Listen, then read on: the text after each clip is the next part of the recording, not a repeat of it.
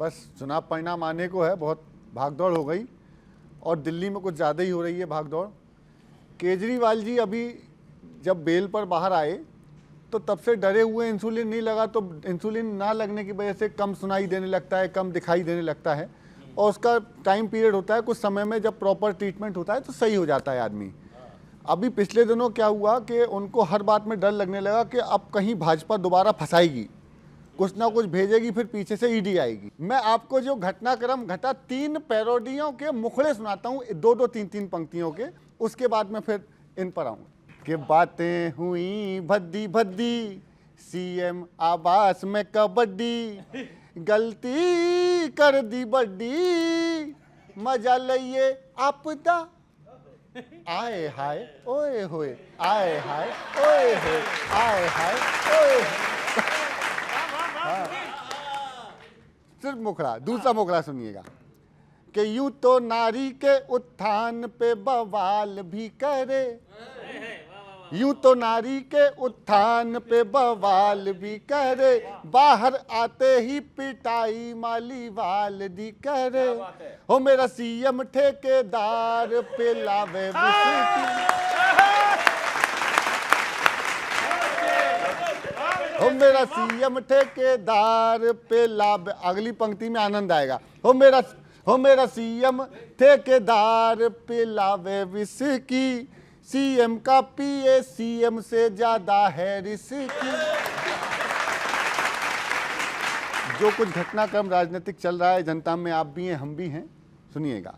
जनता जो देख रही है वो मैं बोल रहा हूं, सुनिएगा। आएगा फिर से चौकीदार, आएगा फिर से चौकीदार, पीओ के वापस पाने को देश खड़ा तैयार, लाएगा फिर से चौकीदार, आएगा फिर से चौकीदार। जितने बयान पिछले हफ्ते गए हैं उन बयानों पर ये सारे अंतरे हैं, सुनना। कि भारत के नक्शे को मोदी चकाचक कर देंगे, भारत के नक्शे को मोदी चकाचक कर देंगे, खटाखट करने वालों को ठकाठक कर देंगे, खटाखट करने वालों को ठकाठक कर देंगे। लिंक करा रखा है परमाणु बम से आधार, आएगा देश का चौकीदार, आएगा फिर से चौकीदार। गठबंधन जो इंडी गठबंधन है उसका दृश्य क्या है कि चाहत फतेह अली के जैसे गठबंधन के नारे। आप लोग जानते हैं चाहत फतेह अली खान को, राहत फतेह अली से ज्यादा प्रसिद्ध है इन दिनों वो। कि चाहत फतेह अली से ज्यादा गठबंधन के नारे, चाहत फतेह अली से ज्यादा गठबंधन के नारे, आय हाय ओए होए बद्दू बद्दी करें विरोधी सारे, आय हाय ओए होए बद्दू बद्दी करें विरोधी सारे, ये शहजादे करवा कर मानेंगे 400 पार, आएगा फिर से, आएगा फिर से चौकीदार। मोदी जी ने कहा ये ईडी की गड्डी बिखर रही है, सारे पत्ते बिखर रहे हैं। अद्भुत प्रयोग देखना विधि कि इक्का दुक्की तिक्की चौका पंजा छक्का सत्ता, इक्का दुक्की तिग्गी चौका पंजा छक्का सत्ता, अट्ठा नंगा 10 गुलाम या बेगम का हो पत्ता, अट्ठा नंगा 10 गुलाम या बेगम का हो पत्ता, सभी बनाना चाह रहे हैं जोकर को सरदार, आएगा फिर से चौकीदार, आएगा फिर से चौकीदार, आएगा फिर से चौकीदार। बंगाली बुआ का अब की नहीं चलेगा खेला, और सबूत सुनकर डर जाता अन्ना जी का चेला, शीश महल में शुरू हो गई है जूतम पे जार, आएगा फिर से चौकीदार, आएगा फिर से चौकीदार। और आखिरी पंक्तियां सुन लीजिएगा। 4 जून को वेकेशन पर राहुल जी जाएंगे, दूरबीन से खोजोगे पर नजर नहीं आएंगे। बयान है, दूरबीन से खोजोगे पर नजर नहीं आएंगे। गठबंधन का करके जाना, निवेदन करता हूं उनसे, गठबंधन का करके जाना, पूरा बनता ढार, आएगा फिर से चौकीदार, आएगा फिर से। बहुत बहुत धन्यवाद। वाह वाह वाह, क्या बात है। मनोज जी, भीड़ तो आ रही है इनके, जहाँ भी सभाएं हो रही हैं जो दिख रहा है। कैसी भीड़ आ रही है, आपने देखा, जुत्तम जुत्ती वाली भीड़ आ रही है।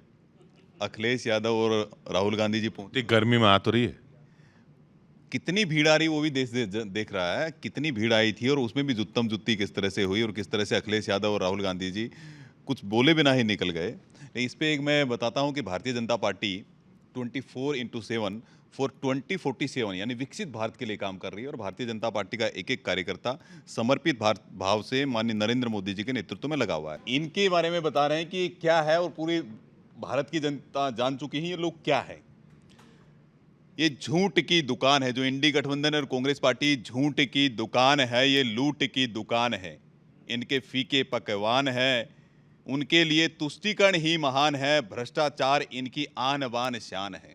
12 लाख करोड़ रुपए के कितने घपले घोटाले किए। एक भ्रष्टाचारी जो कन्विक्टेड है लालू प्रसाद यादव, उनके साथ में गलबाहियां कर रहे हैं। शीश महल के जो आरोपी है, शराब घोटाले के जो आरोपी है, जेल से बेल पर है, उनके साथ ये गठबंधन बना के बैठे हुए हैं। ये झूठा खानदान है, ये झूठा खानदान है, अरे झूठा खानदान है। समझे अपने को शहजादा, बड़ा ही महान है, क्योंकि गांधी नाम का एक खानदान है। लेकिन साख का सवाल है, एक तरफ सभी नामदार है, वहीं दूसरी तरफ नरेंद्र मोदी कामदार है। ये सनातन पर उठाते सवाल है, इसलिए ही तो बेहाल है। कामदार नरेंद्र मोदी का विकास ही आधार है। देश में हो रहा चहुमुखी विकास है, विकास ही नरेंद्र मोदी का इनको जवाब है। इसलिए नमो नमो जन जन की पुकार है। वाह वाह वाह। देखिए, जो कमल है ना वो खिलता है तालाब में और कीचड़ होता है तालाब में, तो हमने कीचड़ साफ कर दिया, अब कमल खिलने की जगह नहीं वो बची। कह रहे कीचड़ आपकी तरफ आ रहा है। कीचड़ निकाल के बाहर कर दिया, कीचड़ सूख गए, अब कीचड़ नहीं। देखिए, दूसरी बात मैं बोलूंगा, एक लाइन इन्होंने बोला है, कवियों ने बोला है, हमें तो लूट लिया मोदी जी के नारों ने, हमें तो लूट लिया मोदी जी के नारों ने, झूठे झूठे वादों ने, मीठे मीठे जुमलों ने।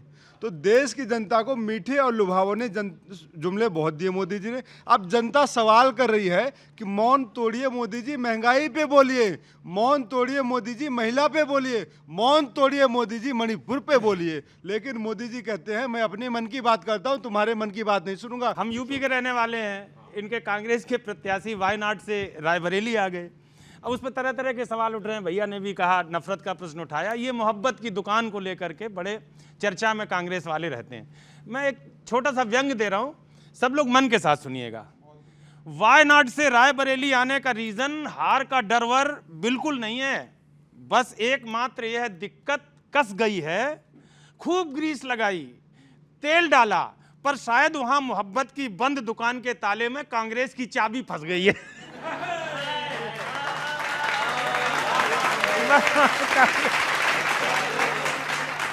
बिहार में लालू के लाल रोजगार देने के मामले में अपनी तुलना पीएम नरेंद्र मोदी से कर रहे हैं। उनकी स्पीच उन्हीं को गढ़ सकती है। जरा अपने रोजगार के लिए भी मेहनत करते रहें, वरना 4 जून के बाद 2 जून की रोटी तलाश करनी पड़ सकती है। प्रयागराज की रैली में लोगों ने बोलने नहीं दिया, जनता ने उनको सुना नहीं।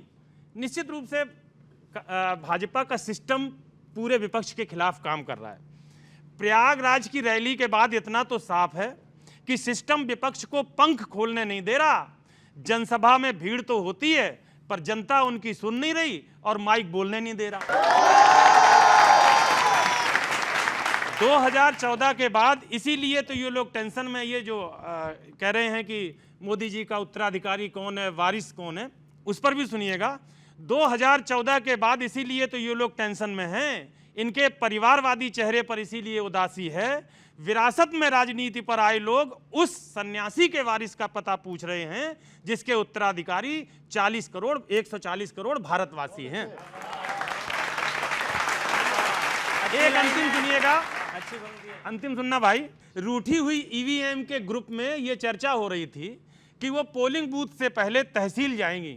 4 जून के बाद ये लोग उन पर उंगलियां उठाएंगे, सो वोटिंग से पहले वो अपना चरित्र प्रमाण पत्र बनवाएंगी।